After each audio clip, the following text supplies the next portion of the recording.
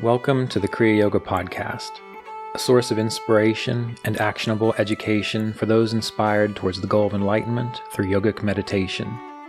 Through these interviews, discussions, and reflections, it is my intention to share the possibility of waking up to the reality of self and God realization, and to remind you of the immortal words of Paramahansa Yogananda. Don't look back. Don't look to the left or to the right. Look straight ahead to the goal and go all the way in this lifetime. I'm Ryan Kurzak, and I'll be your host on this adventure of spiritual self-discovery. Welcome back to the Kriya Yoga Podcast. This episode is a clip from Class 5 of the audio course I've been working on for Patreon students. The course is called The Primordial Powers of Creation, and its purpose is to discuss how the cultivation of Sattva improves our spiritual practice and our meditation practice. If you'd like to tune into the course, you can become a supporting member at patreon.com/kriyayoga. I offer monthly classes to all Patreon students, and you can also find several previously offered courses in the collections section. That's at patreon.com/kriyayoga. So once again, I hope you enjoy this clip from Class 5 of the audio course called The Primordial Powers of Creation. At this time, human consciousness is primarily dominated by Rajas and Tamas. That's normal. Rajas is the motivation behind one's need for change, transformation, and new experiences. Tamas is the motivation responsible for encouraging people to believe that external things and circumstances will provide lasting fulfillment. Most people are driven by these forces. Even many spiritually inclined individuals suffer from some form of delusion related to the gunas. If this were not the case, they wouldn't have been born into this realm at this current time. Each one of us is an individualized portion of the infinite. In the same way a drop of water from the ocean is simply an individualized portion of the ocean. Even though we are actually and always the wholeness of the ocean of infinity, we may lose awareness of that fact. When we give our attention to Rajas and Tamas, we are lifted out of the wholeness of infinity and feel unique. This feeling of uniqueness is the seed for all our future experiences which take us through the adventure of growth, decay, joy, sorrow, and pleasure. The reason creation happens, the reason being is disturbed by the cycling of the gunas, and the reason we feel a sense of separation from divinity cannot be in any way comprehended with our human minds. However, it can be traced back, as far as we are capable of knowing, to the arising of a sense of uniqueness in consciousness. Recalling the categories of cosmic manifestation from previous lessons, this occurs in the field of buddhi and ahamkara. In its pristine state, consciousness is undisturbed, pure, still, whole, and eternal. This is Purusha. There is no sense of other. There is only the abiding of self alone, free of changes and fluctuations. As mentioned, for reasons beyond our capacity, change and fluctuation arises. Prakriti manifests into observable nature. This occurs at a state of being that is pre-human. Because of this, it cannot be grasped or understood as you are now, as you are defined by the powers of Rajas and Tamas. Because of this, it's not helpful to obsess over questions like, why did creation even happen? If we are all one in spirit, God, why do we feel a sense of separation? Why do we have to go through all this struggle to wake up spiritually if the divine could just remove our ignorance with its omnipotent power? In order to understand the initial impulse of creation or the divine will, we have to direct our attention back towards that state of the field of consciousness that is the divine will and is the first impulse towards creation.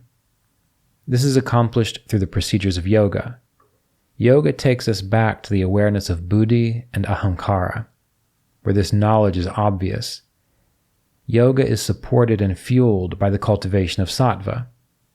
It is sattva that gives us light and the enthusiasm necessary to make the return journey. As many of us can only comprehend what we can see with the senses, which are the elements of nature and the circumstances of the outer world, we have to engage the return journey. This return journey is the process of becoming aware of subtler and subtler levels of our field of consciousness. We have to start with what we can experience. And for many, this is the experience of the elements of nature. Then by inquiry and focus deeper into the precursors of our obvious experience, we become acquainted with the subtle field behind the obvious. Eventually, with much practice and devotion, we gain access to the field of buddhi and ahankara. It is the light of Sattva that illuminates the inner path. It removes the darkness that keeps us bound to the never-ending cycle of confusion. The processes of yoga can be compared to climbing a mountain. When we decide to climb a mountain and we've never done it before, we first imagine what the experience is like. We consult with the experts who have climbed mountains, and they will explain to us what is required physically, mentally, and emotionally to achieve the task. They can describe what it is like to summit the peak and see the oceans of clouds stretching out for miles in all directions. They can explain the quality of the sunlight at that altitude as it reflects off a distant lake. Despite their descriptions, you will still have no true idea what the experience is like. You know it's going to be hard work to prepare, but you have no concept of all the specifics that go into the process. As far as you are concerned, and as far as you know, all you need to do is get strong enough to walk for miles over rough terrain, and in no time, you're going to summit your first mountain. Now the time has come to take the first steps towards climbing your mountain. And you think the first step must be getting your body in shape. But before you start your exercise routine, your mentor asks if you have the money to buy the gear required for the task, and you don't. Your first step is not exercise, but to begin raising money for the project. Have you even considered how much it's going to cost to travel to the mountain, let alone the cost of climbing and camping gear? And who's going to watch your animals while you're gone? Have you discussed with your employer if you can even take off work for that long? Do you have enough savings to take that much time off? Here you are ready to watch the eagles soar on the air currents far below in the valley beside your mountain. You are ready to hoist yourself over countless boulders and ice as you made your way to that glorious peak, and you haven't even comprehended the finances of the expedition. This is an example of how many spiritual seekers imagine they can jump immediately to the end goal realization. They want to know why creation even began. Why does God make us work so hard to know our divine nature? They want to know what self-realization is beyond their concepts and imaginings. The answer to these questions is like the example of summiting the mountain above. Even if you know someone who has this knowledge because they've experienced it firsthand, no matter how much they try to describe it, you will only understand once you experience it firsthand as well. A good mentor may not be able to whisk you immediately away to your mountain summit, but they can tell you how much it's going to cost. Then you work to raise money. Once you have the money, they can tell you which gear to buy. You're not experiencing the mountain summit, but now you've got the money and the gear. You can see the gear in your hands. Before, you didn't even know what gear you needed, and now you have it in your hands. Your mentor can tell you how much it costs to travel to your mountain. They can tell you the best airlines to take. You are still not at the mountain, but now you know the best airline. You can buy your ticket, and you can step on the plane. Before, you didn't even know how to get to the mountain, and now you find yourself on the plane. You are experiencing a stage of your journey, something you couldn't have imagined, but you're now experiencing directly without question. Once you make it to the base of the mountain, you see that it's storming. In your previous imaginings, you arrived at the base camp, and the warm late summer air would greet you with the fragrance of late summer flowers. A few falling leaves, presaging the coming of autumn, would float down on your path as you walked gingerly to your camp, the royal mountain looming above. You now know that the weather is unpredictable. and your first steps might be full of mud. This never occurred to you 12 months ago, when you had no money, no gear, and were comfortable in the warmth of your apartment dreaming of mountain climbing as you observed majestic photos on your computer screen. You've come so far. And there are so many other experiences, trials, challenges, and successes that lie ahead of you as you continue your journey. You won't know them fully until you experience them directly. You are growing and changing as you engage in the actual process of reaching your mountain summit. Like mountain climbing, with yogic meditation, you must go through the process to reach the field of consciousness where this knowledge is accessible, which is beyond the obvious perceptions of our physical senses. This is why Sri Yukteswar said, "The eternal Father, God, the only substance in the universe, is therefore not comprehensible by man of this material world, unless he becomes divine by lifting his self above this creation of darkness or Maya." You must let go of your current field of consciousness, your fixation on the material world, and make the necessary changes to experience an enlightened field of consciousness, which is pre-darkness or pre-Maya. Just as with the example of summiting the mountain, there are very clear and necessary preparations to make it possible to experience a field of consciousness where it is obvious why creation began, why God works the way God does, and what it's like to be self-realized. You have to grow and change to make that possible. If your current field of being could grasp the fullness of spiritual awareness, it would. It doesn't, so you must take the steps to sculpt your field of being so it can experience the reality of spiritual awareness. The path to this awareness occurs through yogic meditation. The yoga process has similar moments of discovery, growth, and direct experience as in this example of climbing a mountain. Arriving at the mountain required specific preparation. Climbing the mountain is its own experience. Reaching the summit is the crown of the process. In our comparison to spiritual realization, climbing the mountain is yogic meditation. Once you are prepared, you will learn what that is like as you go. With consistent effort, adaptability, and devotion, you will reach the summit. You will experience profound spiritual awareness. The preparation required before reaching the mountain is the cultivation of sattva in all possible ways. Sattva can be cultivated in every experience and activity. The foods we eat, how we exercise, the way we approach and interact with the world, the yamas and niyamas, how we think and feel, all these are important to consider for the cultivation of sattva. Of primary importance in the 8 limbs of yoga are the yamas and niyamas, as these are universal and eternal laws of nature.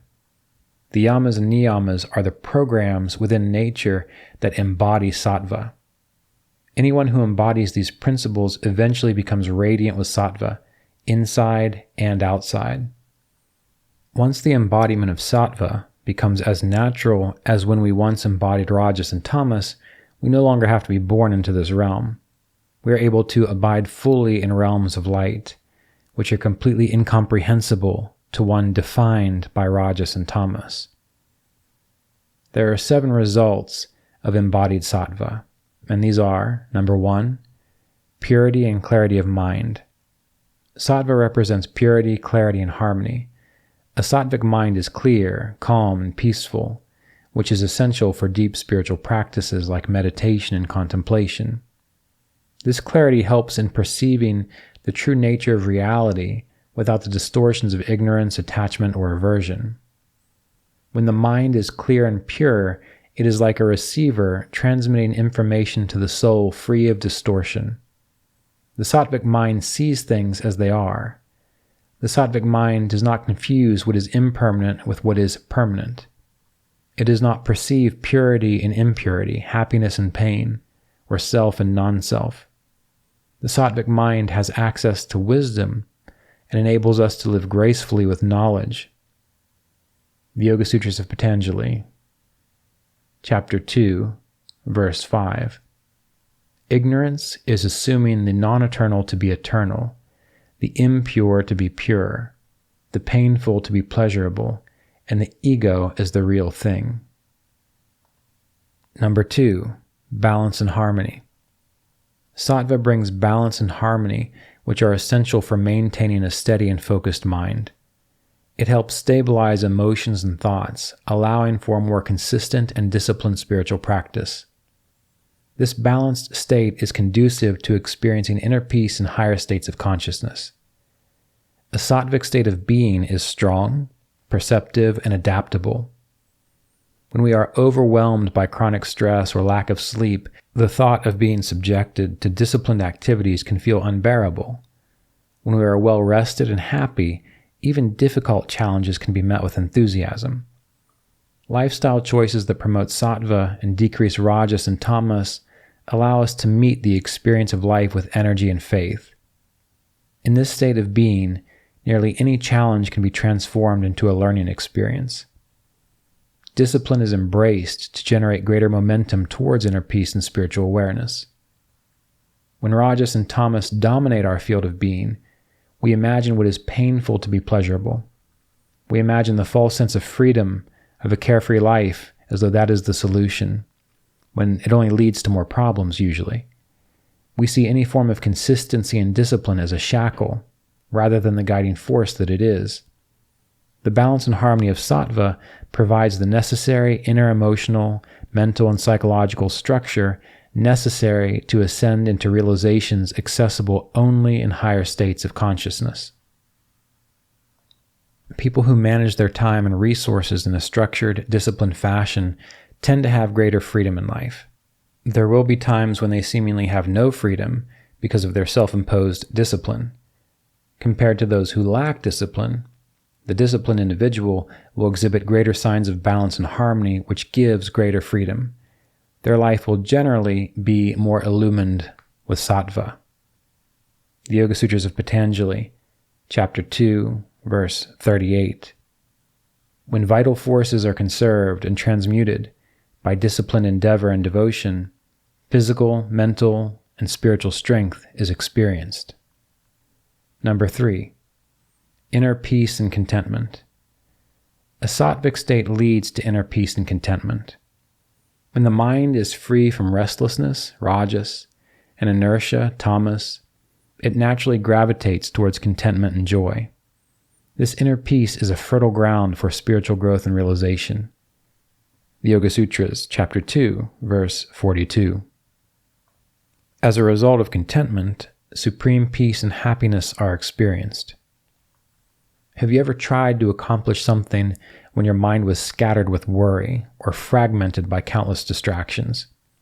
Have you ever undertaken a task and you felt supported and that nothing else mattered, as if you had nothing else to think about other than what you were doing? You were likely more successful and fulfilled in that latter situation. Number 4. Enhancing virtues. Sattva enhances positive qualities such as compassion, kindness, humility, and love. These virtues are considered essential for spiritual progress as they help in transcending ego and fostering a deeper realization of the relationship between the seer and primordial nature. The expression of compassion, kindness, humility, and love generate a spiritual field of luminosity, which is sattvic. When these virtues are embodied authentically, the field of awareness becomes radiant. Authentic expressions of compassion, kindness, humility, and love are inspired actions. They are not the result of psychological complexes. What do I mean by this? Some behave with an exaggerated sense of compassion or kindness because they have a psychological need to please everyone. Some behave with a sense of humility because they have low self-worth or find it to be a safe way to gain attention. And many seemingly loving actions are instigated by clinginess and neediness. Authentic virtue arises from an abiding sense of the fundamental unity of all life, and that is all. As we learn more about ourselves and the lives of those around us, we begin to see that much of the problematic behaviors all of us engage in stems from trauma and conditioning. And the dawning of this awareness begins the path to authentic virtue. Number 5. Alignment with Dharma. Living a sattvic life involves aligning with one's Dharma, righteous duty, and living in harmony with the laws of nature. This alignment is crucial for spiritual growth as it ensures that one's actions are in harmony with the cosmic order, facilitating a smooth spiritual journey. Every being in existence has a purpose. It is not always clear as to what that purpose is, however, it can be discovered with patience and curiosity. Once we know our purpose, it is the duty of our life to do our best to fulfill that purpose. The duty is to do our best to fulfill the purpose. Even if we seemingly fail, so long as we remain faithful to our duty, we have succeeded to remain in alignment with our Dharma, which is the most important thing. Number 6, facilitating self-realization. Sattva paves the way for self-realization by purifying the mind and reducing the identification with the ever-changing phenomena of nature.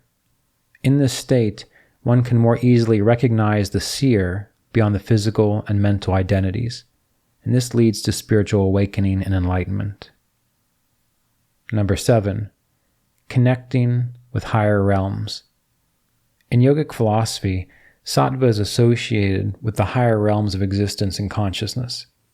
Cultivating Sattva helps in connecting with these higher realms, making it easier to receive spiritual insight and guidance. As mentioned previously, most people are only aware of the physical realm. Some are dimly aware of the reality and power of the subtle realm, which includes the life force and the mind, and very, very few are actually aware of what could be called higher realms. The higher realms, they're not foreign to us. They inform all aspects of our lives. They become accessible through consistent application of yogic living that will infuse our lives with sattva. This light of sattva illuminates our intensive exercise of meditation so that we can accurately experience the higher realms through consistent spiritual practice. From this, we are given access to spiritual insights and guidance. As we become more inwardly illuminated, we gain access to our buddhi, which is the higher mind that is attuned to the light of the divine will. The buddhi exists in realms much subtler than the physical world to which we are accustomed. It's important to remember that we're not denied access to spiritual insights or guidance. We are never denied access to these things. If you reflect on the evolution of nature, from primordial nature down to the physical elements, you'll remember that we have a choice. We choose to identify with physical matter or the grosser realms of creation. We can also choose to redirect our attention back up to the subtler realms, which includes the antakarana, or the inner instrument. When we identify with the realms of matter, we take on more tamas, darkness, heaviness, inertia, and rajas, confusion and agitation. The effects of tamas and rajas act like static in a signal. It's much harder to sense and perceive the pure guidance of buddhi, which is so close to primordial nature and purusha, or the seer. When we begin to consider the subtler levels of our being, we are drawn closer to the radiant field of higher mind, of buddhi. As tamas and rajas recede, so does the static interference to inner guidance and realization. This is why spiritually mature beings appear to be guided by grace with little effort on their part. They've cultivated sattva. Buddhi has become more active in their lives. Buddhi is like a trail guide, and when you're walking right behind the trail guide, you only have to follow her steps. Lack of perception of divine guidance in one's life is due to making choices that keep one distant from the source of that guidance. The source of that guidance occurs in what could be called the higher realms.